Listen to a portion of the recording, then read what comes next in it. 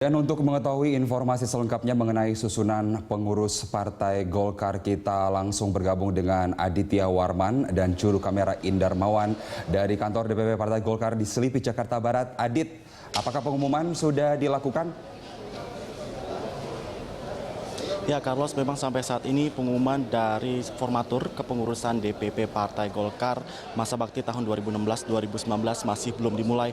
Dan memang sesuai jadwal pengumuman ini akan dimulai pukul 12. Namun kami tadi mendapatkan informasi bahwasannya pengumuman ini dimajukan 1 jam begitu pada pukul 11 waktu Indonesia Barat.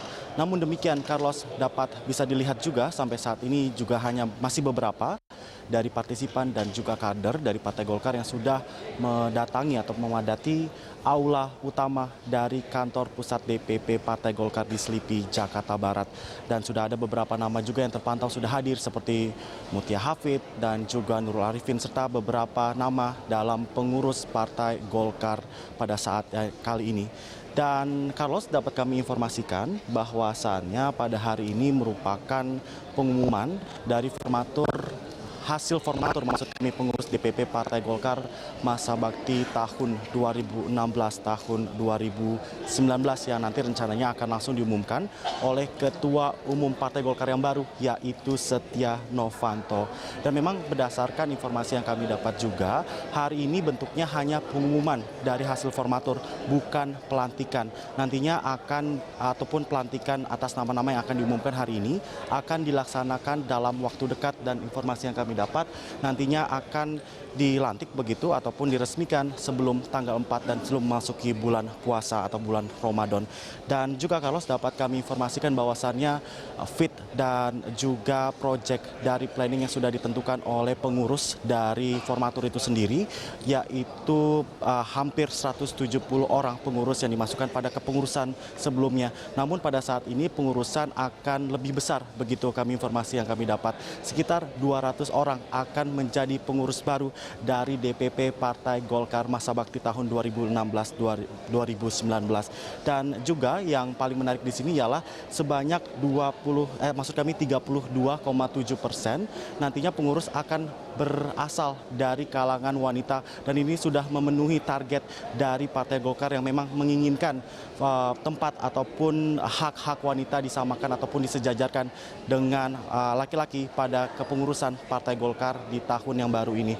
Dan juga pada pengurusan kali ini juga akan melibatkan para calon ataupun kader-kader muda Partai Golkar yang memiliki integritas tinggi sebagai calon pengurus ataupun nanti pengurus pleno dan juga pengurus harian dari Partai Golkar masa bakti tahun 2016-2019. Carlos.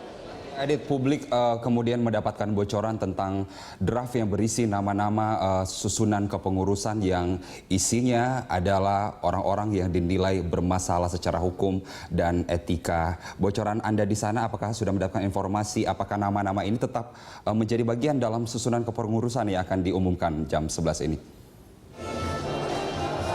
Ya, Carlos, memang beberapa waktu terakhir ini sudah mencuat ke permukaan publik dan melalui sosial media juga sudah banyak dibicarakan bahwasanya Ketua Umum yang baru yaitu Setia Novanto akan menarik begitu beberapa nama yang tergabung di dalam kepengurusan Partai Golkar yang baru ini yang memang sebelumnya terlibat ataupun tersandung beberapa kasus hukum.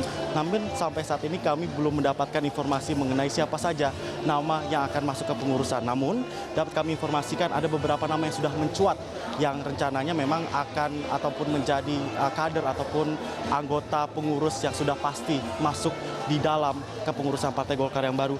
Beberapa nama diantaranya seperti Yahya Zaini yang sempat menjabat sebagai anggota DPR pada masa periode tahun 2004-2009 yang sempat tersandung kasus video mesum dengan salah seorang penyanyi dangdut ibu kota yaitu Maria Eva dan mengundurkan diri dari jabatannya pada tahun 2016. Selain itu juga ada sejumlah nama seperti Fat El Faus yang sempat divonis selama 2,5 tahun oleh Tipikor Jakarta, dan pada tahun 2012 yang juga merupakan kasus ataupun terlibat dalam kasus suap sebesar 5,5 miliar rupiah kepada anggota DPR Waode Nurhayati. Dan nama yang paling baru juga seperti Sigit Haryo Wibisono yang pernah divonis selama 15 tahun atas pembunuhan Direktur Utama PT Putra Raja Wali dan baru dibebaskan beberapa tahun lalu.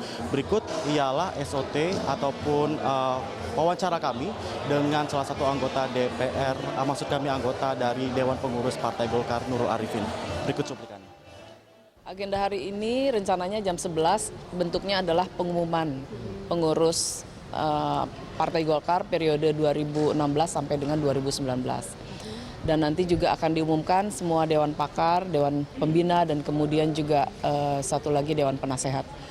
Jadi bentuknya belum pelantikan, jadi judulnya masih pengumuman hasil formatur kepengurusan 2016 sampai 2019. Sudah masuk, jadi kalau saya lihat komposisinya juga bagus ya, dari perempuannya ada 32,7% yang masuk, jadi sudah lebih dari kuota perempuan. Kemudian juga dari kepemudaannya, kami mengakomodir juga di pengurus harian dan pengurus pleno. Semuanya sudah terakomodir begitu, dan juga di semua kandidat-kandidat yang kemarin bertarung dalam Caketum itu sudah masuk. Kami kira sudah tidak lagi bermasalah ya, karena kami kan menyusun kepengurusan ini juga mengacu kepada undang-undang dan juga ADART partai. Jadi ketika seseorang sudah menyelesaikan kewajibannya di pengadilan, saya kira itu sudah clear semua. Jadi ini adalah kesempatan kedua, dan mereka merupakan kader-kader yang baik yang bisa mengabdikan dirinya untuk pembangunan partai ke depan. Informasi kami dapat dari Nurul Arifin bahwasannya formatur yang akan masuk ke pengurusan ini sudah sesuai dan tidak melanggar atas undang-undang dan juga ADART partai. Kita akan terus nantikan siapa saja nama yang akan masuk ke dalam kepengurusan Partai Golkar yang baru pada masa bakti 2016-2019 ini. Kita kembali ke studio.